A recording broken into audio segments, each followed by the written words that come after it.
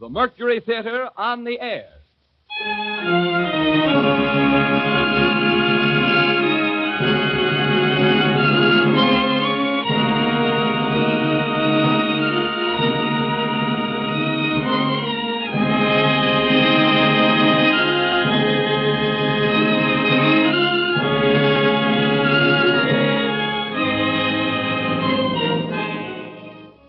No theatrical organization has done more in recent years to stimulate interest in the American stage than the Mercury Theater, whose outstanding productions of last winter under the direction of Orson Welles were the sensation of the theatrical season. Julius Caesar in Modern Dress, The Shoemaker's Holiday, Mark Blitzstein's The Cradle Will Rock, Bernard Shaw's Heartbreak House proved to the public the vitality and genius of this new organization. This summer, the Columbia Network introduced Orson Welles and his company for the first time to radio. And tonight we present the Mercury Theater on the air in the fifth broadcast of its unique new series, dramatizing famous narratives by great authors. CBS again welcomes Mr. Welles and his associates to Columbia stations and to the stations of the Canadian Broadcasting Corporation. And here is Orson Welles to tell you about these stories himself. Mr. Welles. Good evening. Tonight, as you were duly warned last week, we are trying out something altogether new. We're telling 3 stories instead of 1. 3 short stories instead of a single long one. Stories about love and ghosts and horse races. 3 stories in the first person singular about young people for grown-ups. I'm a Fool by Sherwood Anderson is the first of the 3.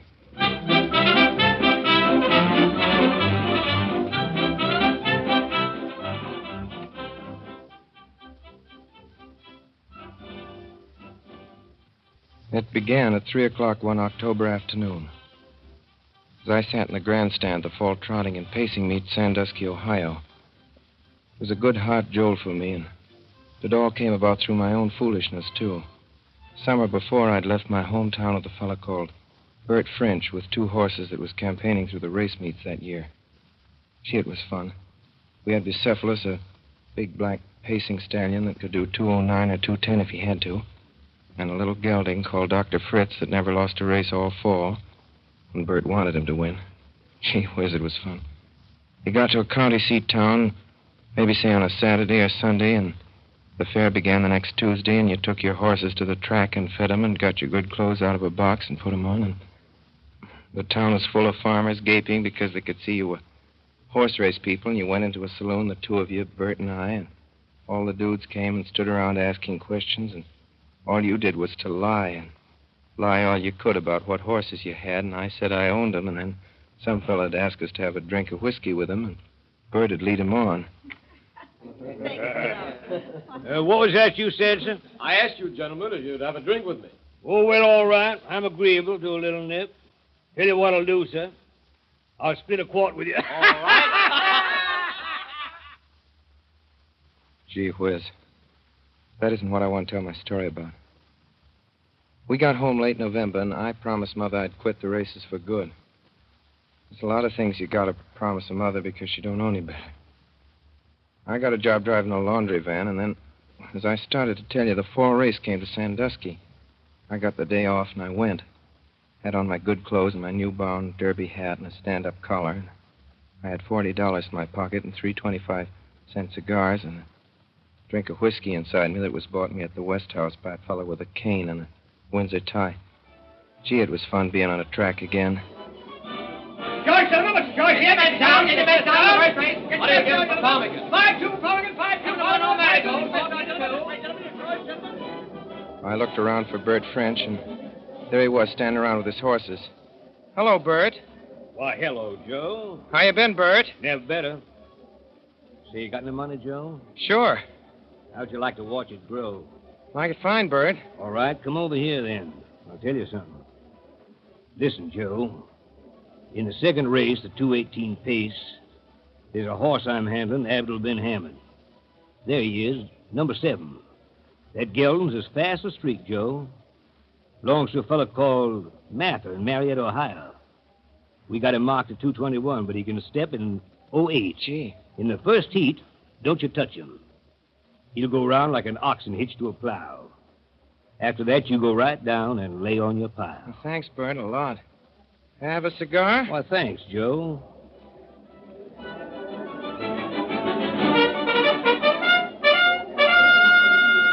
Well, sir, I went and bought myself the best seat I could get right in the grandstand. I didn't go in for any of those boxes.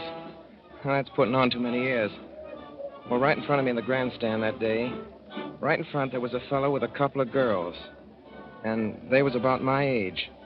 The young fellow was a nice guy, all right. And he had his sister with him and another girl, and the sister looked around over his shoulder, accidentally at first, not intending to start anything. She wasn't that kind. And her eyes and mine happened to meet. You know how it is. Gee, she was a peach. She had on a soft dress, kind of blue stuff, and I blushed when she looked right at me, and so did she. She was the nicest girl I ever seen in my life.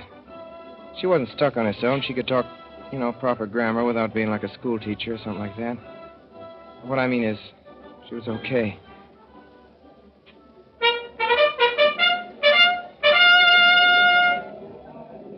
And then, pretty soon the horses came out for the 218 pace, and there was Bert's horse in among the rest.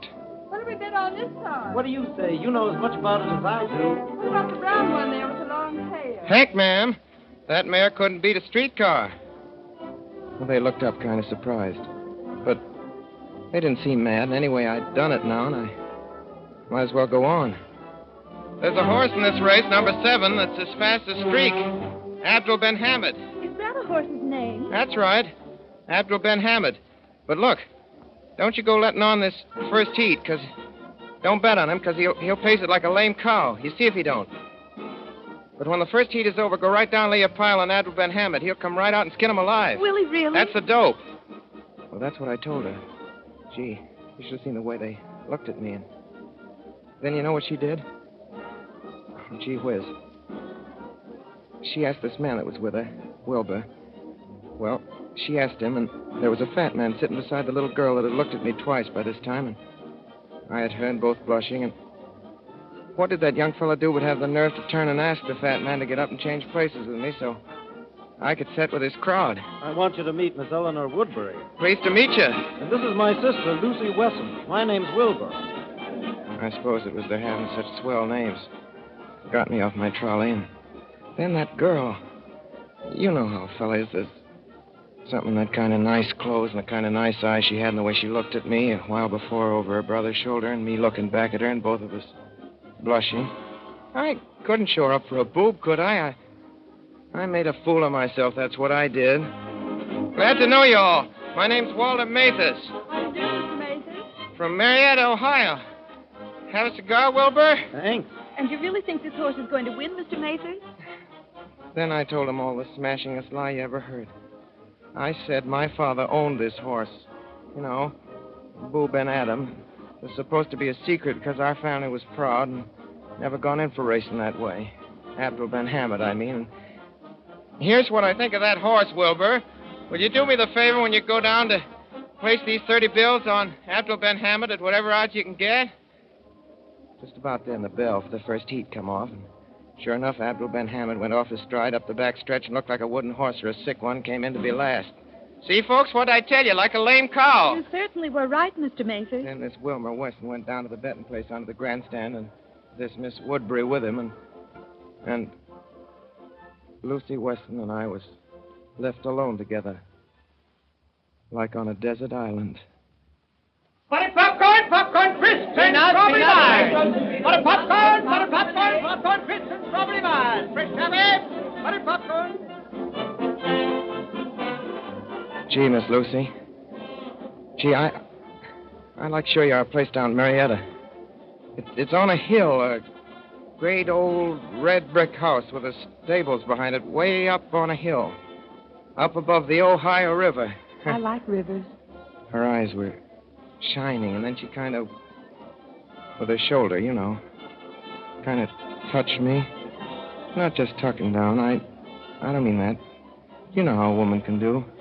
They get close, but not getting gay either. You know what they do. Gee whiz, I begin to wish I was on the square with her and to see what a fool I'd been, but there Wasn't any way of getting myself on the square now. There ain't any Walter Mathers, like I said to her, and there ain't ever been one. But if there was, I bet I'd go to Marietta, Ohio, and shoot him tomorrow. And then Wilbur Weston came back with Miss Woodbury, and he'd gone and bet $50 on this horse, and the girls had gone put in $10 each of their own money, too. Gee, I was sick then, but came out okay. Then Adams stepped the next 3 heats like a bushel of spoiled eggs going to market before they could be found out. There he goes! Look at him, Mr. Mathers. Look at him coming up. Up over Hamid! No, he's third. There he is. He's coming up. Abdul bin Hamid. He's second. Oh, Mr. Mathers is going to win. He's going to win. He's winning. He's winning. Oh, he's won.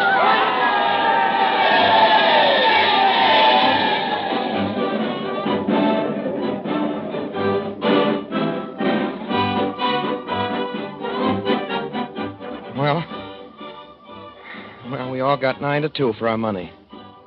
After the race, we had a hack downtown, and Wilbur stood us a swell supper at the West House and a bottle of champagne besides, and there was I with that girl, big boot that I am. She wasn't saying much, and I wasn't saying much either. One thing I know. She wasn't stuck on me because of the lie about my father being rich and all that. There's a way, you know.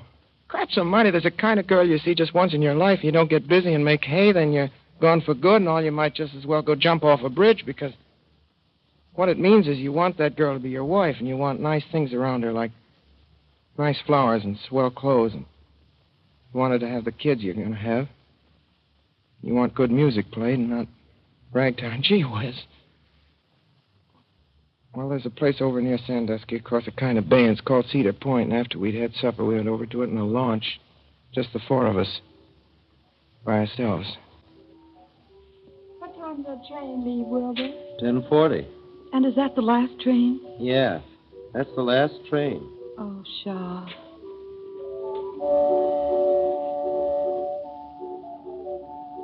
Well, over at Cedar Point, we didn't stay around where there was a gang of common cattle at all. There was big dance halls and dining places for yaps, and there was a beach you could walk along and get where it was dark. We went there. She didn't talk hardly at all. And neither did I. I was thinking how glad I was my mother was all right. Always made us kids learn to eat with a fork at table and not spill soup and not be noisy and rough like a gang you see around a racetrack, you know, that way. Hey, Lucy!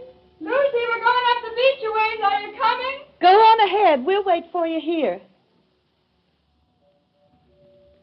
I feel kind of tired, don't you? Yeah. I guess so. Miss Lucy? Why don't we sit down a while? It's nice here. Lucy and I sat down in a dark place where there was some roots of old trees and the water had washed up. Feel that wood, how smooth it is. It's like silk. Yeah. And there was a watery smell. And the night was like as if you could put your hand out and feel it. So warm and soft and dark and sweet, like an orange. After that, the time till we had to go back in the launch and they had to catch their train wasn't nothing at all. It went like winking your eyes. Lucy! Lucy, it's nearly 10. Lucy! I've got to go. We've got to go to the train now. Will you kiss me goodbye? She was most crying then. But she never knew nothing I knew. She couldn't be so all busted up as I was. Gee whiz. Sometimes I hope I have cancer and die. Guess you know what I mean. We went in the launch across the bay to the train like that, and it was dark, too. What are you thinking about? Gee whiz. Only she knew. You know what I was thinking? What? I was thinking you and I could get out of this boat right this minute and walk on the water. Sounded foolish, all right. But I knew what she meant.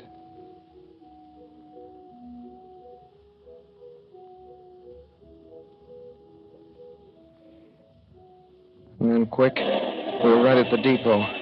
There was a big gang of yaps crowded, milling around like cattle, and how could I tell her? It won't be long because you'll write and I'll answer you. I got a chance like a hay barn afire, a swell chance I got to answer her. All aboard! Full hand up, gate, wide, green street, Kermit, Kiffin, all aboard! Yeah, and maybe she'd write me down at Marietta that way, and the letter'd come back. And stamped on the front of it by the USA, there ain't any such guy. Or something like that. Ever they stamp on a letter that way. All aboard! Bye, Walter. Thanks for the tip-off. Bye. Goodbye. Goodbye. Goodbye. Goodbye.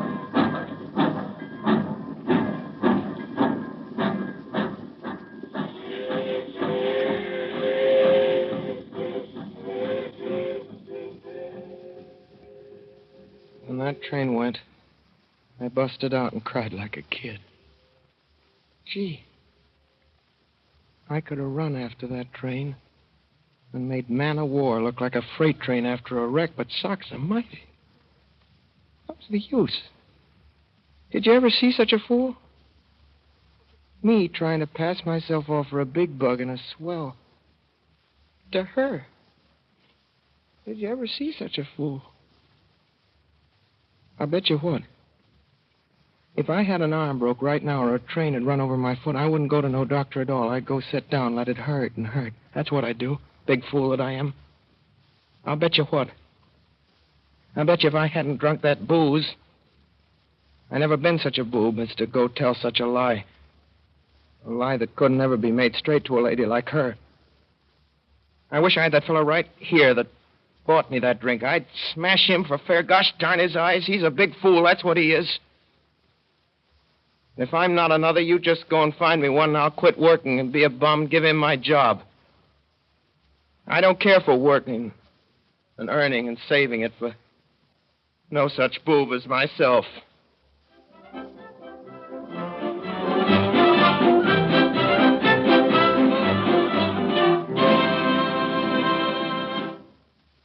The second story of tonight's program by Orson Welles and the Mercury Theater is The Open Window by Saki.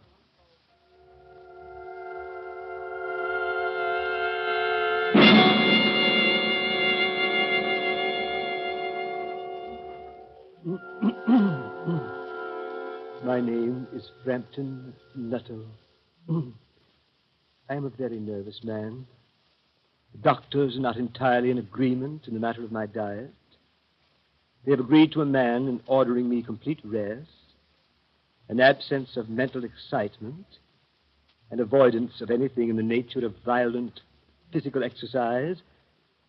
It was the doctor's idea that I should go to the country for a week for my health. But it was my sister, Matilda Nuttall, who insisted on Mole Barrington. I know how it'll be, Frampton. You will bury yourself down there and not speak to a living soul, and your nerves will be worse than ever from moping. I'm not given to moping, Matilda. Oh, yes, you are, Frampton. I shall give you letters to all the people I know in Mole Barrington. Some of them, as far as I can remember, are quite nice. You will call on them. That is how I came to visit Mrs. Sappleton. Hello. I would like to see Mrs. Sappleton. My name is Frampton Nuttall. Really? I have a letter to Mrs. Sappleton from my sister. I see. Won't you come in and sit down? I was led into the drawing room by a young lady of about 15 with unnaturally long legs, a great many freckles on her face, and gray eyes. I'll tell my aunt you're here.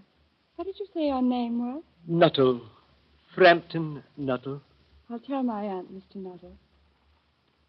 I wondered whether Mrs. Sappleton was in the married or widowed state. An indefinable something about the room seemed to suggest masculine habitation. A large French window opened on the garden. Through it I could see a well-kept lawn, and beyond that the darker green of the fens. The scene was delightfully peaceful. I'm sorry, Mr. Nuttall. My aunt will be down presently. In the meantime, you must try and put up with me. Oh, yes. Mr. Nuttall, Yes. do you know many of the people around here? Not a soul. My sister was staying here at the rectory, some 4 years ago, and she gave me letters of introduction to some of the people here. Then you know practically nothing about my aunt, Mr. Nuttall? Only her name and address. Oh. My aunt's great tragedy happened just 3 years ago. 3 years ago. That would be since your sister's day.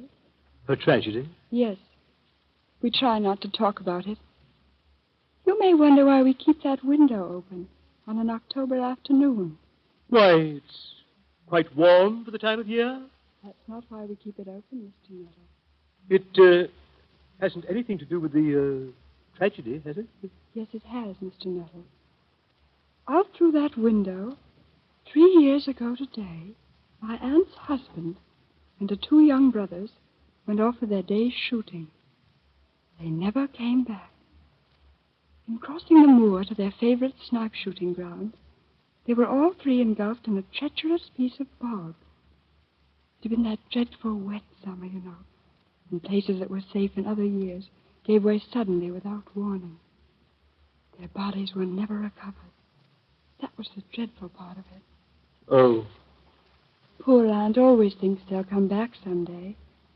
They and the little brown spaniel that was lost with them, and walk in at that window just as they used to do. That is why the window's kept open every evening till it is quite dusk. Oh. Poor dear aunt. She often told me how they went out. Her husband with his white waterproof coat over his arm, and Ronnie, her youngest brother, singing, Bertie, why do you bound like this? I said, Bertie, why do you bound? As he always did to tease her, because she said it got on her nerves. Do you know, sometimes on still, quiet evenings like this, I almost get a creepy feeling that they'll all walk in through that window. It was a relief when Mrs. Sappleton came into the room. Oh, I'm so sorry to have kept you waiting, Mr. Nuttall. I do hope Vera has been amusing you. She has been very interesting. It's so nice of you to come and see us, Mr. Nuttall. I do hope you don't mind the open window. Why, no. No. Open window? No. My husband and brothers will be home directly from hunting, and they always come in this way. They've been out for snipe in the marshes today, so they make a fine mess over my poor carpets. So like you men folk, isn't it? Do you hunt, Mr. Nuttall? It was horrible the way the poor woman's mind dwelt on the topic of hunting. I looked up and the girl's eyes caught mine. She shook her head sadly. I tried desperately to change the subject. I told her that I was in Mole Barrington for my health. But I was conscious that Mrs. Sappleton was giving me only a fraction of her attention, and her eyes were constantly staring past me to the open window and the lawn beyond. Then, suddenly, I saw her stiffen. She was staring at the window. Here they are. Here they are now, just in time for tea. I turned toward the niece. The child was staring through the open window with dazed horror in her eyes. I turned and looked in the same direction. In the deepening twilight, 3 figures were walking across the lawn toward the window. They all carried guns under their arms, and one of them carried a white waterproof coat hung over his shoulders.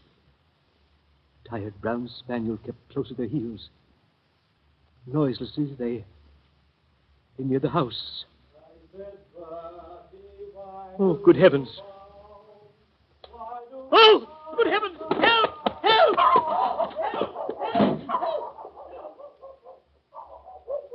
Lucy, who on earth was that bolted up the drive as we came in? That was Mr. Nuttall. I can't imagine what came over him. I expect it was the spaniel that did it. Mr. Nuttall told me he had a horror of dogs. Vera? Yes, Aunt Lucy? Vera, what did you say to Mr. Nuttall before I came into the room? Nothing, Aunt Lucy. Mr. Nuttall did all the talking. I didn't say anything. He told me the strangest things. He was once hunted into a cemetery somewhere on the banks of the Ganges. by a pack of pariah dogs and had to spend the night in a newly dug grave with the creature snarling and grinning and foaming just above his head. Enough to make anyone lose their nerve afterwards.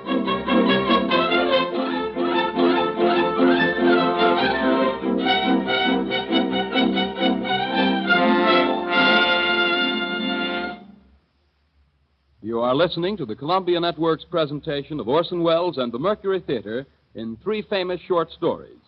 You have just heard the first 2 of these, I'm a Fool and The Open Window. We will present the 3rd story in a moment. This is the Columbia Broadcasting System. The Columbia Network is presenting 3 famous short stories. And now the Mercury Theater and Orson Welles resume with My Little Boy by Carl Ewald.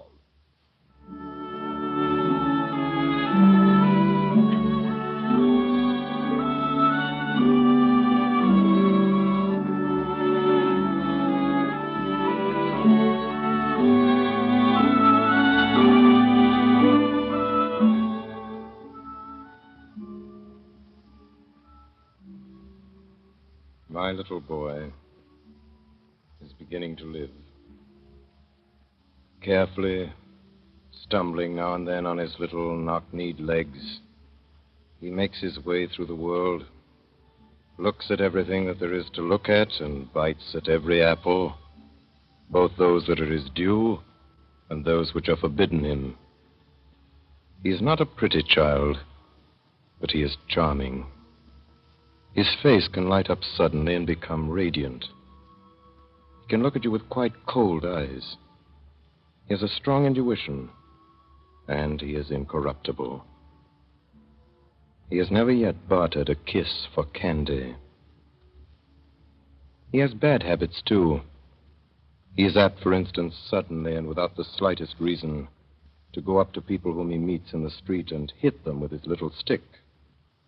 What is in his mind when he does so, I do not know. And so long as he does not hit me, it remains a matter between himself and the people concerned.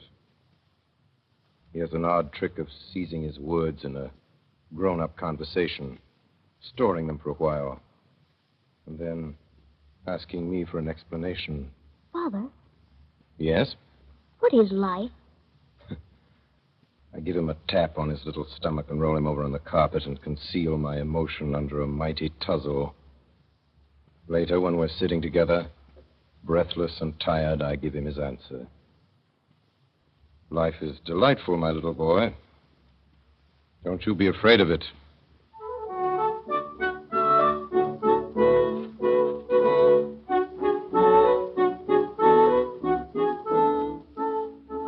My little boy is given a penny by Mary, the cook, with instructions to go to the baker's and buy some biscuits.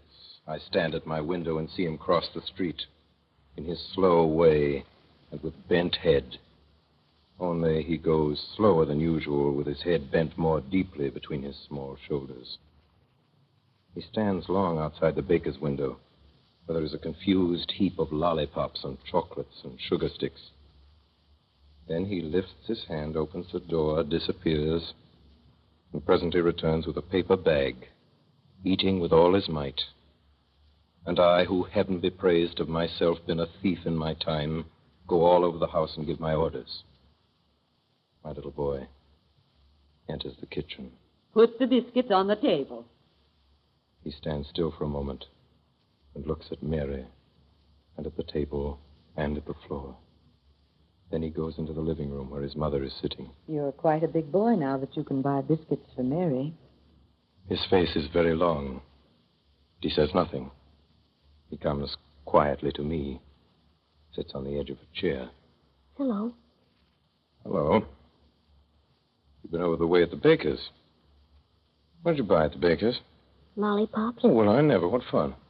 We had some lollipops this morning. Who gave you the money this time?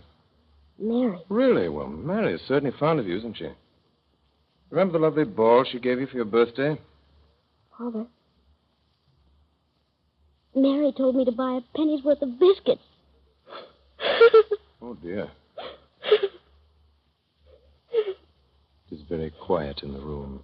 My little boy cries bitterly, and I look anxiously before me and stroke his hair. Well, you fooled Mary badly. She needs those biscuits, of course, for cooking. She thinks they're on the kitchen table, and when she goes to look, she won't find any. Mother gave her a penny for biscuits. Mary gave you a penny for biscuits, and you go and spend it on lollipops.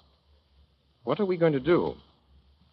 If only we had a penny, then you could rush across the street and fetch the biscuits. Father, there's a penny on Mother's writing table. Oh, is there really?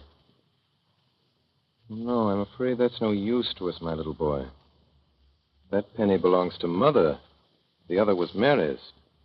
People are so terribly fond of their money and get so angry when you take it from them. I can understand that, for you can buy such an awful lot of things with money. You can get biscuits and lollipops and toys and clothes and half the things in the world. And it's not so easy to make money either. Now, Mary, she has to spend the whole day cleaning rooms and cooking dinner and washing up before she gets her wages. And out of that, she has to buy clothes and shoes. And you know she has a little girl whom she has to pay for at Mrs. Olson's. She must certainly have saved very cleverly before she managed to buy you that ball for your birthday. Father, haven't you got a penny? Here's my purse. Look for yourself. Not a penny in it. Spent the last this morning. We walk up and down. We sit down and get up and walk about again. We're very gloomy. We're bowed down with sorrow and look at each other with great perplexity. There might be one hidden away in a drawer somewhere. Oh, yes. If only we could find a penny. Oh, here's one. Hooray. Look, Father. A penny. Hooray! It's a penny. Hurry now. You go this way through my door. Then run back quickly up the kitchen stairs with the biscuits and put them on the table. I'll call Mary so that she doesn't see. And we won't tell anybody. He's down the stairs before I've done talking. I run after him. Hey there. Hey. Wasn't it a splendid thing we found that penny? Oh, yes, yes. And he laughs for happiness. And I laugh, too. His legs go like drumsticks across to the baker's. From my window, I see him come back, running with red cheeks and glad eyes. He's committed his first crime. He's understood it.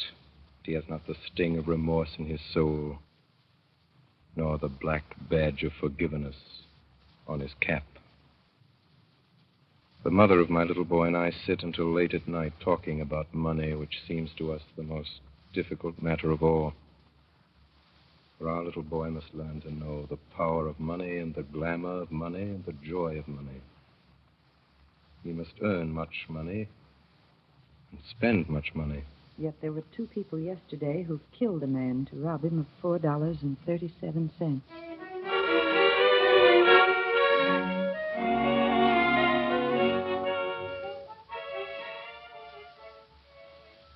My little boy is engaged to be married.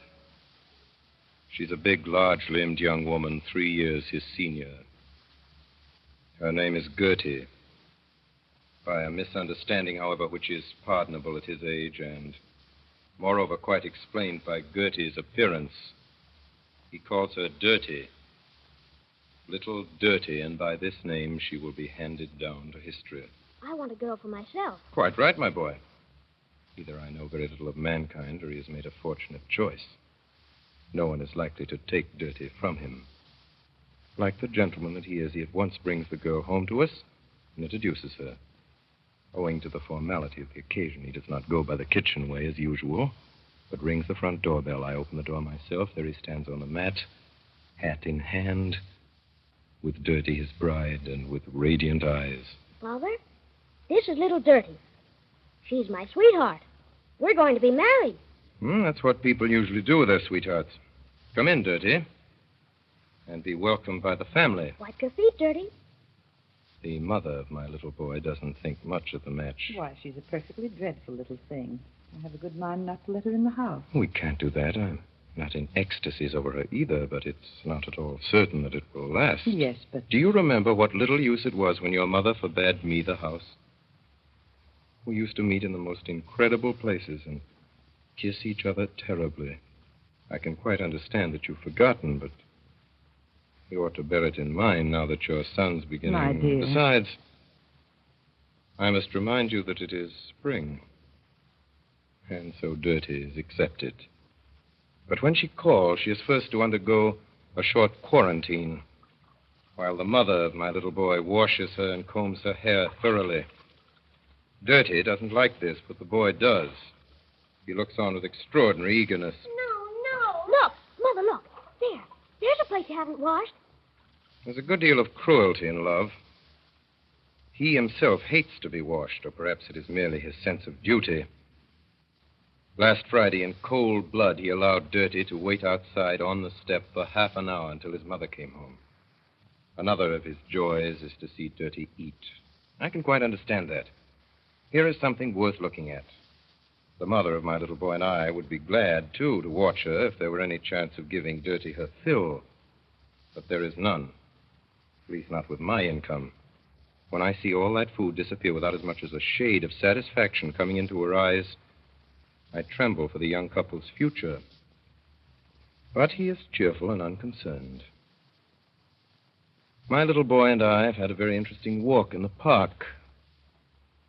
There was a mouse which was irresistible. There were 2 sparrows, husband and wife, who built their nest right before our eyes, and a snail which had no secrets for us. And there were flowers, yellow and white and green leaves, which told us the oddest adventures. Now we are sitting on a bench, digesting our impressions. What was that? Oh, that was the lion in the zoo. What's the zoo, Father? The zoo, my boy, is a horrid place where they lock up wild beasts who've done no wrong. Animals who are accustomed to walk about freely in far-off countries where they come from. The lion is there. You just heard him roaring. He's so strong that he can kill a policeman with one blow of his paw. He has great haughty eyes and awfully sharp teeth. They caught him one day in a trap, tied him with ropes and dragged him here and locked him in a cage with iron bars to it. The cage is about half the size of the kitchen at home. And there the king walks up and down, and gnashes his teeth with sorrow and rage and roars so that you can hear him miles away. And outside his cage stand curious people who laugh at him because he can't get out, eat them up, and poke their sticks through the rails and tease him. Would he eat them up if he got out? In a moment. He can't get out, can he, Father? No. That's awfully sad. He can't get out. Well, Father, let's go and look at the lion. I pretend not to hear and go on to tell him of the strange birds there. Great eagles that used to fly over church steeples and over the highest trees and mountains. Now they are sitting in cages on a perch like canaries with clipped wings and blind eyes. I tell him of gulls that used to fly all day long over the stormy sea. Now they splash about in a puddle of water, screaming pitifully. I tell him of wonderful blue and red birds, which in their youth used to live among wonderful red and blue flowers in forests 1,000 times bigger than this park. Now they sit there in very small cages and hang their beaks while they stare at tiresome boys in dark blue suits and black stockings and rubbers and sailor hats. Are these birds really blue? Sky blue and utterly broken-hearted. Father, can't we go and look at the birds? I don't think we will. Why should more silly boys go and look at them? You can't imagine how it goes to one's heart to look at those poor captive birds. Father, I should so much like to go to the zoo. Take my advice and don't. The animals there are not the real animals you see. They are ill and ugly and angry because of their captivity, and their longing and their pain. But I should like so much to see them. Now, let me tell you something.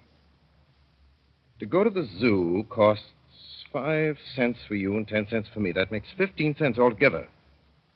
That's an awful lot of money. We won't go there now, but we'll buy the biggest money box we can find. One of those money boxes shaped like a pig. Then we'll put 15 cents in it, and every Thursday we'll put 15 cents in the pig. By and by, that'll grow to be quite a fortune. Such a fortune that when you're grown up, you can take a trip to Africa yourself and to the desert and hear the wild, the real lion roaring and tremble just like the people tremble down there. Father, I'd rather go to the zoo now. Shall we go and have some ice cream at Justice? I'd rather go to the zoo. You're not going to the zoo. Now we'll go home. And home we go, but we're not in a good temper. course, I get over it and buy him an enormous money-box pig. We put the money into it, and he thinks that most interesting. But late in the afternoon, I find him in the nursery, engaged in a piteous game. He has built a cage in which he has imprisoned the pig. He is teasing it and hitting it with his whip. Can't get out and bite me, you stupid pig. You can't get out, do you hear? You can't get out. You can't get out.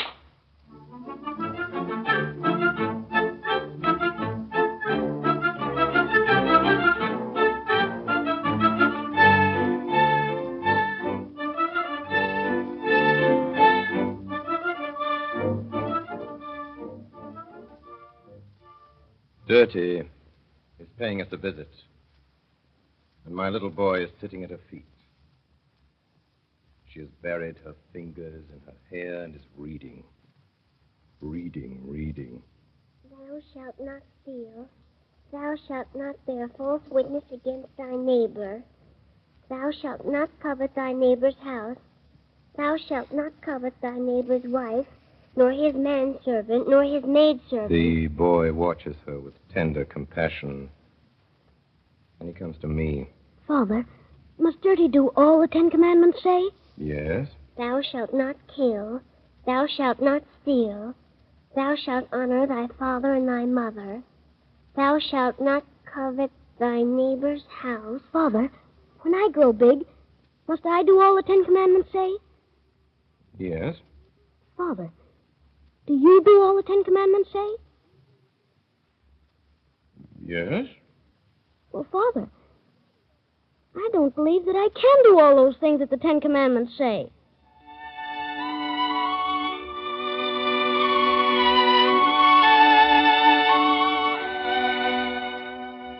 There is a great hullabaloo among the children in the courtyard. I hear them shouting something, and I go to the window and see my little boy in the front rank of the ruffians screaming, fighting with clenched fists, without his cap. I know that he'll come up before long and tell me about it. Presently appears. He stands still, as is his way, by my side. Says nothing. I steal a glance at him. He's greatly excited and proud and glad, like one who has fearlessly done his duty. Well, what fun you've been having down there. Well, it was a Jewish boy we were beating up. What? A Jewish boy? Were you beating him up? Yes. What had he done? Nothing. He seems puzzled. I look so queer suddenly. Now I snatch my hat and run out of the door as fast as I can. Come! We must find this Jewish boy and beg his pardon. My little boy hurries after me. He does not understand a word of it, but he is terribly in earnest. What's his name? Nathan. Nathan! Nathan! There's nobody in the courtyard. We go out in the street. Nathan! All in vain. The Jewish boy and his persecutors are blown away into space. So we go and sit up in my room again. Well, nothing to be done now. Hope you'll meet that Jewish boy someday so that you can give him your hand and ask him to forgive you. You must tell him that you did it only because you were stupid. But if another time anyone does him any harm, I hope you'll go in and help him and beat up the other fellow as long as you can move a limb. Yes, Father. I can see by my little boy's face that he is ready to do what I wish. So now I have to explain. Now, let me tell you. The Jews are by way of being quite a wonderful people. You remember David, about whom Dirty reads at school? He was a Jewish boy. And the child Jesus, whom everybody worships and loves. Although he died 2,000 years ago, he was a Jew, too. My little boy stands with his arms on my knee.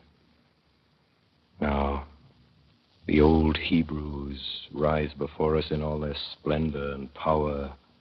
They ride on their camels in coats of many colors and with long beards. Moses and Joseph and his brethren, and Samson and David and Saul. We hear wonderful stories. The walls of Jericho fall at the sound of the trumpet. What next? Who Go on, Father, go on. The whole day is devoted to Jews. We learn that many of the most famous men in the world are Jews. And when evening comes, and Mother sits down at the piano and sings the song which Father loves above all other songs, it appears that the words were written by one Jew and the melody composed by another. My little boy is hot and red when he falls asleep that night. He turns restlessly in his bed and talks in his sleep. He's a little feverish tonight. We're spending the summer in the country. A long way out where the real country is. Cows and horses, pigs and sheep, a beautiful dog and hens and ducks form our circle of acquaintances. The sun burns us. We eat like farmhands, sleep like guinea pigs, and wake like larks. Presently, for better or worse, we get neighbors. They're regular city people. The pearl of the family is Erna. Erna is 5 years old. Her very small face is pale green, with watery blue eyes and yellow curls. She is richly and gaily dressed in a broad and slovenly sash, a daintily embroidered dress, short open-work socks, and patent leather shoes. I at once perceived that my little boy's eyes have seen a woman. Altogether, there's no doubt as to the condition of his heart. One morning, he proposes. He's sitting with his beloved on the lawn. Close to them, her aunt is nursing her rheumatism under a red parasol. Up in the balcony above, I sit, like Providence, and see everything, myself unseen. Erna, you shall be my sweetheart. I have a sweetheart already at home. Her name is Dirty. This communication naturally by no means lowers Erna's suitor in her eyes, but it immediately rouses Auntie's moral instincts. If you have a sweetheart, you must be true to her. But Erna's going to be my sweetheart. Listen, child, you're a very naughty boy. If you have given this, Dirty. That's an extraordinary name. But if you've given her your word, you must keep it till you die. Otherwise, you'll never, never be happy. My little boy understands not a word and answers not a word, but later, after lunch, he comes up to where his mother and I are sitting, puts his hands in his pockets, looks straight before him. Father, can't you have two sweethearts? The question comes quite unexpectedly, but at the moment I don't know what to answer. Well? I pull my waistcoat down and my collar up. Yes. Yes, you can have two sweethearts. But it is wrong. It leads to more fuss and unpleasantness than you can possibly imagine. Are you so fond of Erna? Yes. Do you want to marry her? Yes. Well, then, the thing is settled. We'll write to Dirty and give her notice. Well, there's nothing else to be done. I'll write now, and you can give the letter yourself to the postman when he comes this afternoon. If you take my advice, you'll make her a present of your boar, and she'll not be so much upset. She can have my goldfish, too, if she likes. Oh, excellent, excellent. We'll give her the goldfish. Then she really will have nothing in the world to complain of. My little boy goes away. But presently he returns. Father, have you written the letter to Dirty? Not yet, my boy. It's time enough. I shan't forget it. Father, I'm so fond of Dirty. She was certainly a dear little girl. Father, I'm also so fond of Erna. We look at each other. This is no joke. Perhaps we'd better wait with the letter till tomorrow.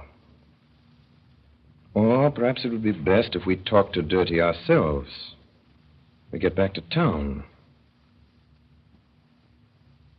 Then my eyes surprise an indescribable smile on our mother's face. All a woman's incapacity to understand man's honesty is contained within that smile. And I resent it greatly. Come. Let us go. My little boy and I go out to a place we know of, far away behind the hedge. where we lie on our back and look up at the blue sky and talk together sensibly, as two gentlemen should.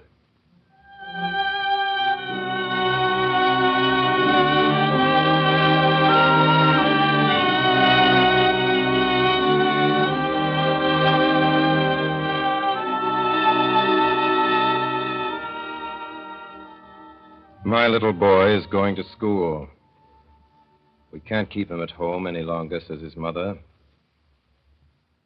He himself is glad to go, of course, because he doesn't know what school is.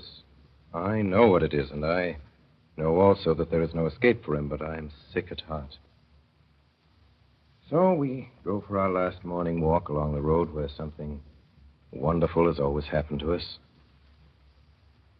We sit down by the edge of our usual ditch, and suddenly my heart triumphs over my understanding. I just want to tell you that school is a horrid place. You can have no conception of what you'll have to put up with there. They will tell you that 2 and 2 are 4. Mother's taught me that already. Yes, but that is wrong. 2 and 2 are never 4. Only very seldom. And that's not all. You will never have any more time to play in the courtyard with Einar. When he shouts to you to come out, you'll have to sit and read about a lot of horrible old kings who've been dead for hundreds and hundreds of years, if they ever existed at all, which, for my part, I simply don't believe. My little boy doesn't understand me. But he sees that I'm sad. Puts his hand in mine. Mother says that you must go to school to become a clever boy. Mother says that Einar is ever so much too small and stupid to go to school. I bow my head, and nod, and say nothing. I take him to school. See how he gallops up the steps without so much as turning to look back at me. Here ends this story about my little boy. What more can there be to tell? He is no longer mine. I have handed him over to society. There was nothing else to be done. Really? Was there nothing else to be done? I wonder. Small boys have a bad time of it, you know. They had a worse time of it in the old days. That's poor comfort. The world is still full of parents and teachers who shake their stupid heads and turn up their old eyes and cross their flat chests with horror at the wickedness of youth. Children are so disobedient, they say, so naughty, so self-willed, and talk so disrespectfully to their elders. And what do? We who know better. We do what we can. She says it in such a way, and looks at me with 2 such sensible eyes, and is so strong and so true, that I suddenly think things quite well for our little boy. And I become quiet and cheerful like herself. Those teachers of his better look out, though. My little boy, for all I care, may take from them all the English and geography and history that he can, but they shan't throw dust in his eyes about the important things. I shall keep him awake, and we shall have great fun finding them out. And I shall help him with his English and geography and history.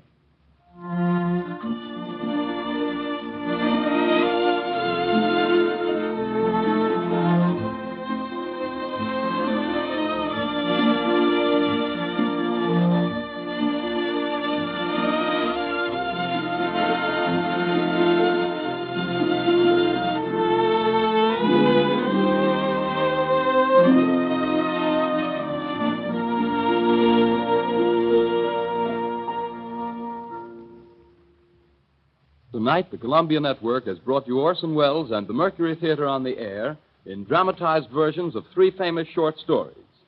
I'm a Fool by Sherwood Anderson, The Open Window by H.H. Munro, Saki, and My Little Boy by Carl Ewald. We now present the star and director of these broadcasts, Orson Welles. My little boy grew up to be a writer, like his father, Carl Ewald. And according to Mr. Alexander Wolcott, who made widely known that indescribably lovely testament of love, my little boy has chiefly distinguished himself in Denmark as the translator of successful English novels, including The Green Hat. The second and somewhat sinister posy in this evening's children's garland was The Open Window by H.K. Munro, who signed himself Saki. It has been said of Hector Munro that he was entirely incapable of boring a fellow creature. It is, God knows, eternally true of Saki. Indeed, his sister's earliest recollections of him, in the nursery where he and their brother Charlie had been rashly left to their own devices, is worthy of his most improbable heroes. To quote from her, Hector had seized the long-handled hearth-brush, plunged it into the fire, and chased Charlie and me around the table, shouting, "I am God, I'm going to destroy the world." H.K. Munro joined up at the beginning of the war and was killed by a sniper on the 14th of November, 1916, just before dawn. The author of our opening bill, that searching and poignant confession of a young lover who lied and lost, is this moment the editor of two newspapers in Marion, Virginia, one Democratic and the other Republican. This virtually perfect condition of life is the happy ending of a career that commenced surprisingly and suddenly one hot afternoon when Mr. Sherwood Anderson was the manager of a paint factory in Elyria, Ohio. He was sitting in his office, the story goes, dictating a letter, when he turned to his stenographer and said sharply, "I am walking in the bed of a river." He then put on his hat and walked out of the paint factory and also out of Elyria, Ohio, never to return. But Sherwood Anderson never forsook his native state. Not really. After all, nothing could be more faithful to it than I'm a Fool. Well, next week, Charlotte Bronte's Jane Eyre. Till then, thanks, everybody, and good night.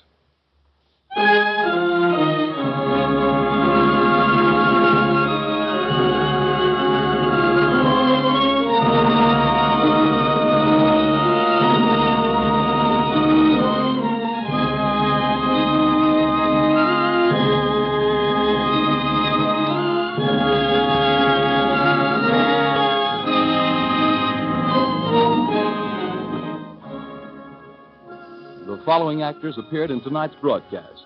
In Sherwood Anderson's I'm a Fool, Orson Welles played the part of Joe, Edgar Barrier played Wilbur, and William Allen, the first bookmaker. In Saki's The Open Window, the part of Frampton Nuttall was played by Ray Collins, Mrs. Sappleton by Brenda Forbes, and Vera by Anna Stafford. In My Little Boy, the part of the mother was played by Betty Gard, the little boy by Kingsley Colton, Little Dirty by Estelle Levy, and the father by Orson Welles. Tonight's production by the Mercury Theater on the Air was heard on the CBS network and through the stations of the Canadian Broadcasting System. Bernard Herrmann conducted the music, and Earl McGill supervised for the Columbia Network. Dan Seymour speaking.